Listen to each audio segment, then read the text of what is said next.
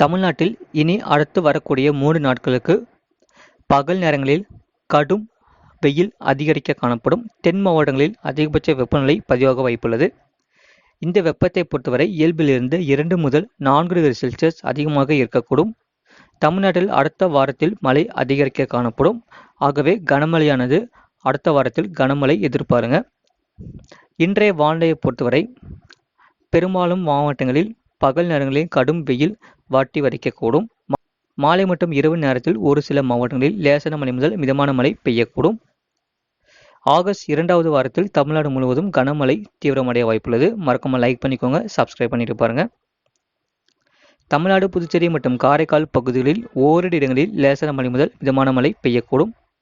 அதிகபட்ச வெப்பநிலையை பொறுத்தவரை தமிழ்நாடு, புதுச்சேரி மற்றும் காரைக்கால் பகுதிகளில் ஒரு சில இடங்களில் அதிகபட்ச வெப்பநிலை பொறுத்தவரை 37 டிகிரி செல்சியஸ் முதல் 39 டிகிரி செல்சியஸ் அளவில் இருக்கக்கூடும். ஒரு சில இடங்களில் இயல்பிலிருந்து 2 முதல் 3 டிகிரி செல்சியஸ் அதிகமாக இருக்கக்கூடும். சென்னை மற்றும் புறநகர் பகுதிக்கான வானிலை முன்னறிவிப்பு: அடுத்த 48 மணி நேரத்தில் வானம் ஓரளவு மேகமூட்டத்துடன் காணப்படும். நகரின் ஒரு சில பகுதிகளில் லேசான மழை பெய்யக்கூடும். அதிகபட்ச வெப்பநிலை பொறுத்தவரை 38 டிகிரி செல்சியஸ் மற்றும் குறைந்தபட்ச வெப்பநிலை 28 டிகிரி செல்சியஸ் ஒட்டியே இருக்கக்கூடும்.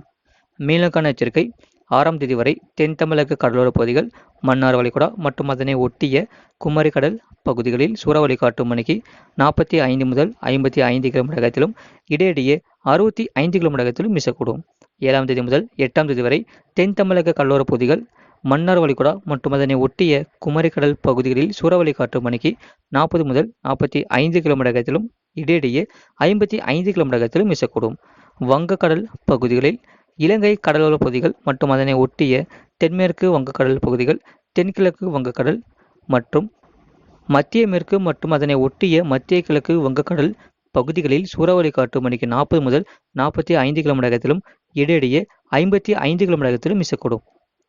அரபிக்கடல் பகுதிகளில் எச்சரிக்கை எதுவும் இல்லை, வரக்கூடிய நாட்களில் அறிவிக்கப்படும். அதிகபட்ச வெப்பநிலையை பொறுத்தவரை மதுரை நகரம், தூத்துக்குடி, மதுரை விமான நிலையத்தில் அதிகபட்ச வெப்பம் 40 டிகிரி செல்சியஸ் பதிவாகியுள்ளது. கடந்த 24 மணி நேரத்தில் பதிவான மழையின் அளவு: நீலகிரி மாவட்டம் பொள்ளாச்சி 2 சென்டிமீட்டர் பதிவாகியுள்ளது.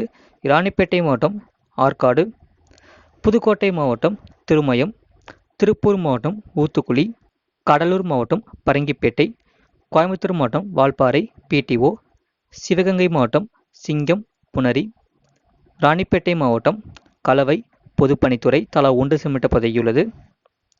இயல்பு நிலையிலிருந்து வெப்பநிலை மாறுதல்: தஞ்சாவூர், சென்னை, நீலகிரி, கோயம்புத்தூர், ஈரோடு, திண்டுக்கல், மதுரை, நாகப்பட்டினம், திருநெல்வேலி, சேலம், திருச்சிராப்பள்ளி, திருவள்ளூர், வேலூர் மாவட்டங்கள், புதுச்சேரி மற்றும் காரைக்கால் பகுதிகளில் 1.6 டிகிரி செல்சியஸ் முதல் 3 டிகிரி செல்சியஸ் வரை இயல்பை விட அதிகம்.